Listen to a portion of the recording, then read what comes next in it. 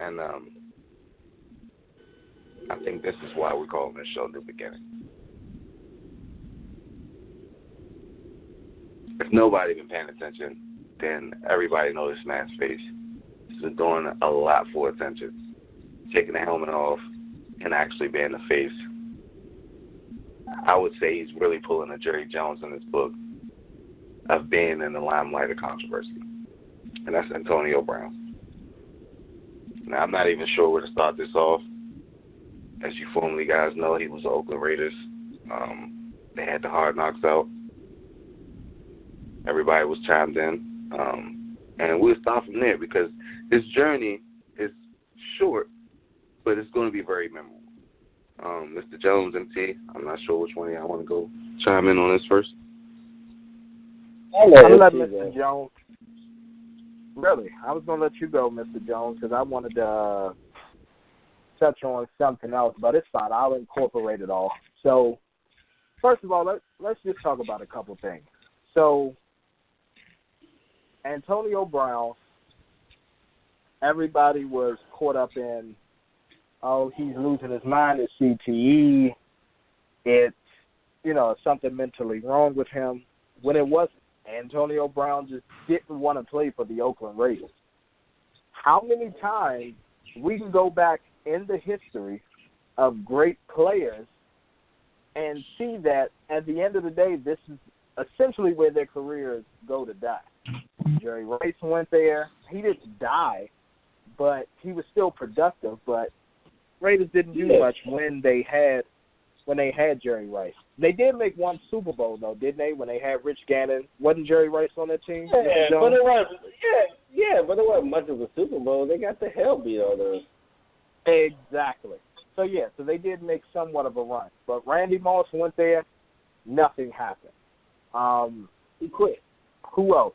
Amari Cooper was there. Well, he started his career there because he was drafted. He realized, hey, this is an organization that doesn't want to win. And so he slowed up on his production as well. I get that you are a professional. Traded Khalil Mack. They traded Khalil Mack. Yeah, they traded Khalil Mack, so we knew what direction they were headed to. So we can't fault AB for taking control of his career. Like, we can't. He's somebody that, hey, he's been in the league for 10 seasons already. He's going into his 11th season. That's the time where players actually stop caring about money and they want to win a championship. Yes, AB did go to one Super Bowl with the Pittsburgh Steelers, but they came up short against the Green Bay Packers. And AB wanted to play for a contender. And the crazy thing is, so it's 2 points that I want to make. First off is, we've been advocates on this show, and I'm going to continue to be an advocate for it, of the players not only need guaranteed contracts, not just guaranteed portions, but they need their entire contract guaranteed. And they also need to take more control, just like their buddies in the NBA do. So this was something that AB did, which I can definitely appreciate. This was a league that a lot of you all felt that Colin Kaepernick was blackballed from based off of his beliefs and what he did. So AB found a way to work the league to get what he wanted. Plain and simple. And he goes and he signs with the Patriots. I have no issues with this. He took control of his career. Secondly. Go ahead.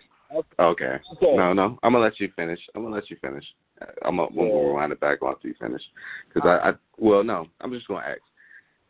Go ahead. So, the point of him doing this, do you think his actions was, or the way his actions was viewed, was the best way to go about it? No, it was. Here's the thing. Was it the best way? No. But was it the most effective? Yes. Because here's the thing. He didn't even play a season with them yet. So imagine if he went to the front office and said, I'm not happy, I want to be traded. He wouldn't have gotten a trade because they would have said, AB, we traded for you. We gave you the contract that you wanted. What's the problem? But AB knew what was going on when he got there. And first of all, and I'm going to make a post about this and everything, let's just go ahead and get right into it. John Gruden, hands down, is one of the most overrated and overhyped coaches in NFL history. You can put him and Barry Switzer on the same list. John Gruden took over a Tampa Bay Buccaneers team that Dungy had constructed. Yes, he did get them to the Super Bowl with his, my way or the highway type attitude. And the only reason why he beat the Oakland Raiders is because two things. So just like everybody wants to get on Tom Brady for Deflategate, number one, Brad Johnson paid someone $7,500 to deflate $100 that were going to be used in the Super Bowl. And number two, the damn Oakland Raiders were too stupid to change the signal from when they used them the previous year. And after that, what has happened to the Tampa Bay Buccaneers? They haven't been to a Super Bowl since. And so this guru and everything that they're trying to build up and make John Gruden seem like, he's not. And AB realized that, and that's why he said, the hell with it, I'm ready to get out of town. And I want to go actually play for somebody where I have a potential to get to a Super Bowl. Like somebody yesterday was like, oh, the Steelers are always in Super Bowl contention. The team bus just left. But anyway, but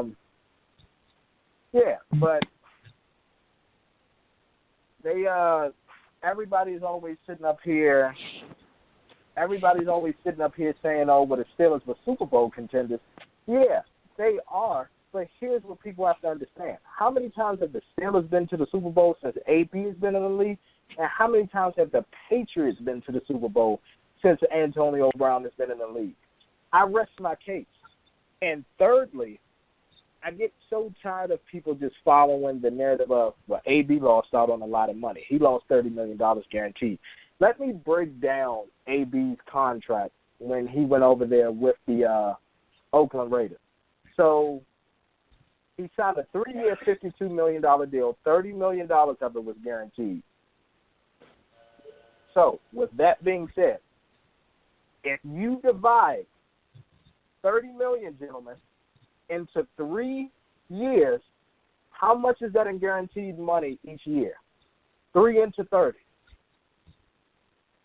It's $10 million. It's $10 million a year. Okay. He signs a deal with the Patriots where they gave him $9 million in guaranteed money, $1 million for base salary that he's going to get. So he's going to get that regardless. So $10 million right there, guaranteed for him. And then another $5 million when it comes to his incentives. Sounds like a similar deal if you ask me. And the only reason why the Patriots signed him to a 1-year deal is so they can keep the chatter down about, oh, this was a conspiracy. AB and Belichick and the Patriots, they were planning this all along. This was collusion. This was that. So you signed them to a 1-year deal. And then guess what? I guarantee you all, by week 10 or week 12, when AP is performing out of his mind and scoring touchdowns and already has over 1,000 yards receiving or close to it, he'll get an extension with the Patriots, and the deal will be similar. So he'll get a similar deal with the New England Patriots, a team that we know has a shot of going to the Super Bowl versus going to the damn Oakland Raiders, where they probably won't even make the playoffs with the division that they're in.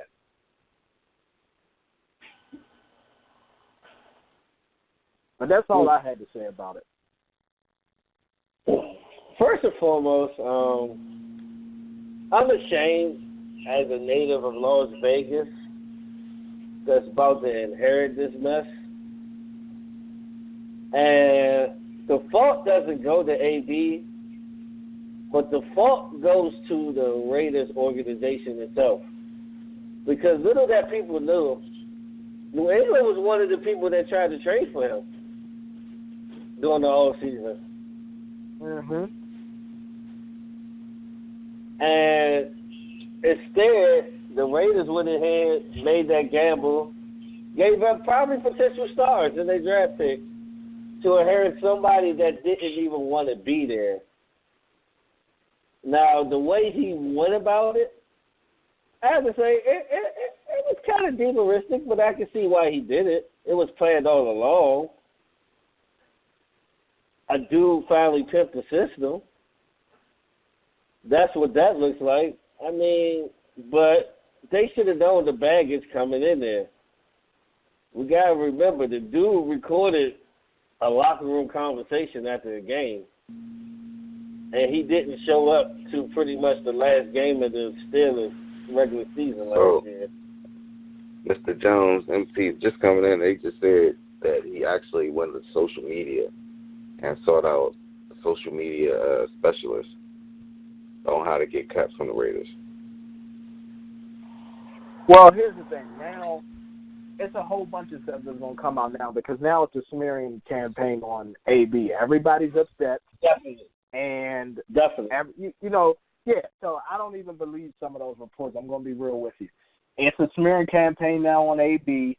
We all know that the Patriots are the most hated team in the NFL. It's them and the Cowboys that are neck and neck, but it's probably the Patriots. Everybody want to call them cheaters, but everybody overlooks what everyone else in the NFL has done that's been similar to the New England Patriots. But I'm going to let Mr. Jones continue, but even with that report, honestly, it's a smearing campaign right now. They're hoping that the Patriots fail because they know this is going to be one of those seasons where the Patriots are probably going to win 14 or 15 games. Like, let's just be honest. You can't. I think it was quoted by Chris Wilson. So, as far as the hate, I don't know. As far as the hate is concerned, Cowboys is the most hated franchise in sports. Period. Even more than the Yankees now. It's the Cowboys. Period. I don't think so. I think he's trying to flatter the Cowboys real quick. They are. Everywhere I travel, somebody say, "Ew, why are you wearing that shirt? Why are you wearing that hoodie? I don't like the Cowboys." And they be like Broncos fans, 49ers fans. They be fans of every other team in the field. Here's the thing. This is what I definitely have to say the Patriots, if anything. It's because why? They're a winning team. But other people, everybody's tired of seeing them going to the Super Bowl. That's but like people still respect Brady and call him the GOAT. They still respect Brady and call him the GOAT. It's the Cowboys by far. A lot of people don't. I'm going to be honest with you. I had to, obviously you all have been on my journey in a group that we're in on Facebook and how I basically had to, do subliminal posts in order for people to finally admit that Tom Brady is the greatest quarterback. People love to hate Brady. People say that it's Belichick's system. He wouldn't be nothing without Belichick. And Belichick has gotten it done without Tom Brady and everything like that. And like I've told people over and over again, yes, the Patriots did go 11-5 with Matt Castle, but they didn't win the division. They didn't make it to the playoffs, and they certainly didn't win a Super Bowl. So at the end of the day, to me, it's 50-50.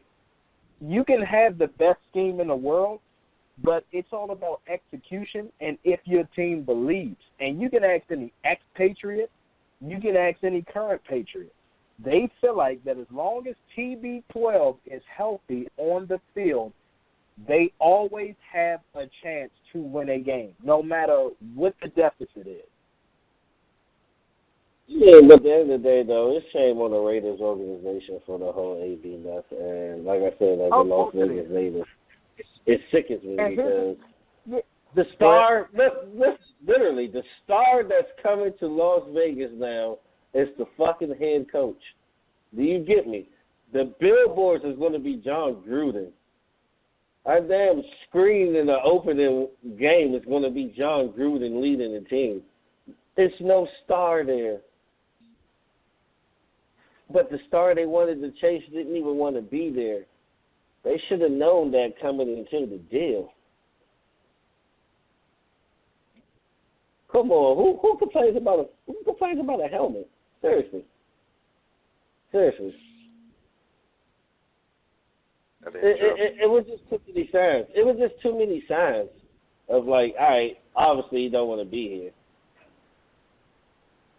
This dude got frostbite on the sheet. Come on, man. When does that happen? I mean, look at the reaction video when he got released. That dude looked like he was back in college and he was first pick in the NFL draft. That's how excited he was to get out of there. Like, it really makes me sick as a Las Vegas native. They building this beautiful luxury stadium right here, right off the strip. For what? John Gruden to be the star to come here for a 4-12 fucking team? It's garbage, man. It's garbage, man. They could have got rid of this problem at least a month ago and went looking for somebody else. Because now you got Derek Carr with all this pressure. I mean, John Gruden did good in the past with Rich Gannon. I will give him that credit because Rich Gannon was damn near a bust before John Gruden came in his life and made him an MVP. But Derek, that's how many years ago? 15? Almost 20? Yeah. This is not the same NFL. And I don't know if Derek Carr could get it done like that. I mean, he had his almost MVP season, but who was his receiver then? Amari freaking Cooper. He literally has no – Jared Cook going to get 1,100, 1,300 yards this season because that's his best receiver right now. Yep. I mean, he's not leaving. I mean, you have to look at the organizations. Like, who can they keep? Like, I don't think anybody's pretty much happy here. So. Yeah.